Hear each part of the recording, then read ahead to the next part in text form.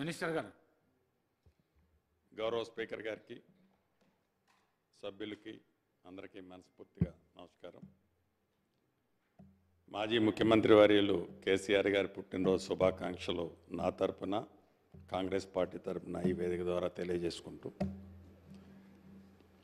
ఇంతకుముందు మాజీ ఇరిగేషన్ శాఖ మంత్రి వర్యులు హరీష్ రావు గారు తెలంగాణ రాష్ట్రం ఏర్పడిన తర్వాత ఈ రాష్ట్రంలో వారు మొదటి టైం అంటే 2014 నుంచి 19 వరకు ఇరిగేషన్ మంత్రిగా ఉన్నప్పుడు వారు సాధించిన అంశాలతో పాటుగా తెలంగాణ ఏర్పడటానికంటే ముందు జరిగిన అంశాల మీద కూడా వారు చాలా కాన్సన్ట్రేటెడ్గా వాటిని వివరంగా విపులంగా దీనికి కౌంటర్గా అంటే గడిచిన తెలంగాణ రాష్ట్రం వచ్చిన తర్వాత ఏవైతే అభివృద్ధి సంక్షేమ కార్యక్రమాల్లో భాగంగా ఇరిగేషన్ సెక్టార్లో మేము చేశామని చెబుతున్న వాటికి కౌంటర్గా గతంలో అవి జరిగాయి కాబట్టి ఇప్పుడు ఇవి జరిగాయని ఎగ్జాంపుల్ మేడిగడ్డ డ్యామేజ్ని కంపేర్ చేస్తూ కొన్ని ఉదాహరణలు ఇచ్చారు. అవన్నీ జరిగాయి, ఇరిగేషన్లో అన్యాయం జరిగాయి, ఇతరత్ర అన్ని అంశాల్లో తెలంగాణకి అన్యాయం జరిగింది కాబట్టే అనేక మంది పోరాట ఫలితం తెలంగాణ రాష్ట్రం సాధించుకున్నాం. ఈ సాధించుకున్న తెలంగాణ రాష్ట్రంలో ఈ 10 సంవత్సరాలు అటు గోదావరి పరివాహక ప్రాంతాలు, గోదావరి మీద ఉన్న బ్యారేజీలు రిజర్వాయర్లు కానివ్వండి, ఇటు కృష్ణా పరివాహక ప్రాంతంలో ఉన్న బ్యారేజీలు రిజర్వాయర్లు కానివ్వండి, వీటన్నిటినీ మ్యాక్సిమం లిఫ్ట్ ద్వారానే గత ప్రభుత్వం వాటిని ఏర్పాటు చేయటం జరిగింది. ప్రధానంగా ఈనాడు అసలు ప్రధానమైన అంశం మేడిగడ్డ మీద డ్యామేజీ. మేడిగడ్డ అంటే కాళేశ్వరం అంటే ఒక్క మేడిగడ్డేనా అనేది వారు లేవనెత్తే అంశం.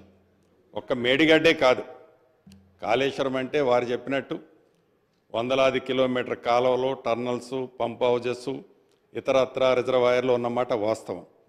ఇందాక హరీష్ రావు గారు పెద్దలు చెప్తూ ఈ కాళేశ్వరం మీద గత ప్రభుత్వం ప్రాణహిత చేవెల్లో 14 టీఎంసీల కెపాసిటీ రిజర్వాయర్ ఉంటే ఆనాడు సిడబ్ల్యూసి ఏదైతే గైడ్ చేసిందో దానికోసం దాని ప్రకారం 140 టీఎంసీల రిజర్వాయర్లు మేము ఏర్పాటు చేశామని చెప్పారు. డెఫినెట్గా అది మంచి కార్యక్రమే. దాంతోపాటుగా ఏదైతే పాలమూరు రంగారెడ్డిలో కూడా రిజర్వాయర్లు ఏర్పాటు చేశారు. ఇక్కడ 2 చోట్ల రిజర్వాయర్లు ఏర్పాటు చేసిన వాళ్ళు సీతారామ ఉమ్మడి ఖమ్మం జిల్లాకు సంబంధించి సీతారామ ప్రాజెక్ట్ వచ్చినప్పుడు అక్కడ రిజర్వాయర్లు ఎక్కడా 1 టీఎంసీ కోసం కూడా ఏర్పాటు చేయలే. మరి ఇక్కడ 2 చోట్ల చేయాలి, లేకుంటే సిడబ్ల్యూసి కమిటీ నిర్ణయించింది అనే అంశాన్ని సీతారామ ప్రాజెక్టులో మిస్ అయ్యారనేది వారికి ఒకసారి ఈ వేదిక ద్వారా గుర్తు చేస్తుంది. రెండోది, గౌరవ ముఖ్యమంత్రి గారు కానీ, మా ఇరిగేషన్ శాఖ మంత్రివర్యులు కానీ, మా ఎల్ఏ మినిస్టర్ గారు కానీ, డిప్యూటీ సీఎం గారు కానీ ఏదైతే ప్రధాన ప్రతిపక్ష నాయకులు కల్వకుంట్ల చంద్రశేఖరరావు గారు సభలో ఉంటే ఎందుకు ఉండాలని కోరుకుంటుందంటే అధికార పార్టీ వారు స్టార్టింగ్ నుంచి ఎండ్ వరకు ఈ ప్రాజెక్టులన్నిటినీ శిల్పం చెక్కిందే నేను, ఈ డిజైన్స్ నా మెమరీలో ఉన్నాయని చెప్పిన వారు ఈ డ్యామేజెస్ జరిగిన తర్వాత సొల్యూషన్ కూడా వారు ఇవ్వగలుగుతారు, ఇని సొల్యూషన్ ఇస్తారనే ఉద్దేశంతో పదే పదే అనేక పర్యాయాలు మా మంత్రి గారు, ముఖ్యమంత్రి గారు ఈ వేదిక ద్వారా వారిని కోరటం జరిగింది. అయినా వారు రాలే. ఇక్కడ ప్రధానంగా మనం గమనించాల్సింది ఏదైతే ఈ కాళేశ్వరం ప్రాజెక్టు ఓపెన్ అయ్యే నాడు ఆనాటి ముఖ్యమంత్రి కల్వకుంట్ల చంద్రశేఖరరావు గారితో పాటు ఇంకిద్దరు ముఖ్యమంత్రులు హాజరయ్యారు. ఈ హాజరైన ఆ వేదిక సాక్షిగా ఆనాడు చంద్రశేఖరరావు గారు అన్న వర్డ్స్ ఏంటంటే ఇది ఒక దేవాలయం లాంటి ప్రాజెక్టు, ప్రపంచంలోనే అద్భుతంగా కట్టిన ప్రాజెక్టు, చాలా బ్రహ్మాండంగా కట్టాము అని ఆ రోజు అన్నారు. మంచిది.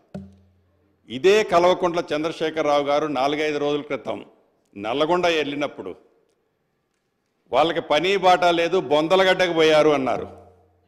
ఆనాడు దేవాలయమైన మేడిగడ్డ ఈనాడు అధికార పార్టీ ఏదైతే ప్రత్యక్షంగా డ్యామేజ్ అయిన ప్రాంతాన్ని చూడటానికి పోయినప్పుడు అది బొందలగడ్డ ఎలా అయిందో వారు ఒక్కసారి ఆత్మ పరిశీలన చేసుకోవాల్సిన అవసరం ఉంది.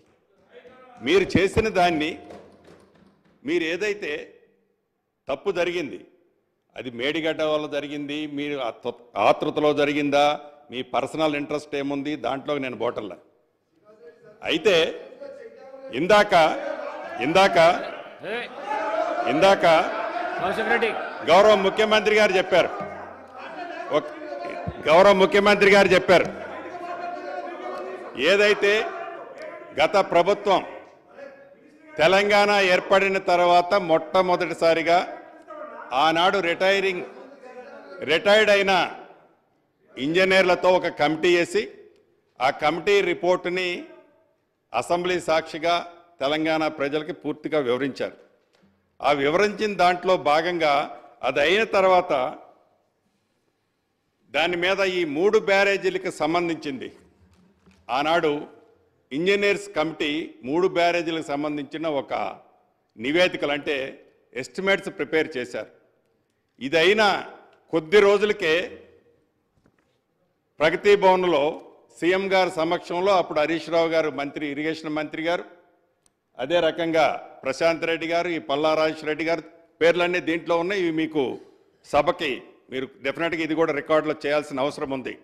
అంటే వారి ఆతృత, ఈ మినిట్స్లో కనిపిస్తున్న ఆతృత, వారి కంగారు, ఎంత తొందరగా కట్టాలి, ఎంత తొందరగా కట్టి ఆతృతే తప్ప ఈ ప్రాజెక్టు సస్టైనబిలిటీ ఎంతుంటుంది అనేది డెఫినెట్గా మిస్ అయ్యారన్నది ఈ సభ ద్వారా వారికి తెలియజేయదలుచుకున్నాను. దీంట్లో రెండో అంశం, ఇందాక మాజీ మంత్రివర్యులు హరీష్ రావు గారు చెప్తూ మహారాష్ట్రకు సంబంధించిన దాంట్లో గత ప్రభుత్వం అంటే కాంగ్రెస్ ప్రభుత్వంలో లెవెల్ 152 దగ్గర రిక్వెస్ట్ ఆనాడు ఉండే. ఈ 152ని 148కి మేము వాళ్ళు 148కి ఫ్రమ్ ది బిగినింగ్ నుంచి ఎప్పుడైతే ఆనాడు ఉమ్మడి ఆంధ్రప్రదేశ్లో ప్రాణేత చేవల్ల కట్టాలి అని అన్నప్పుడు 148లో మీరు కట్టుకోండి అనేది వాళ్ళు మొదటి నుంచి చెప్తున్నారు. దాన్ని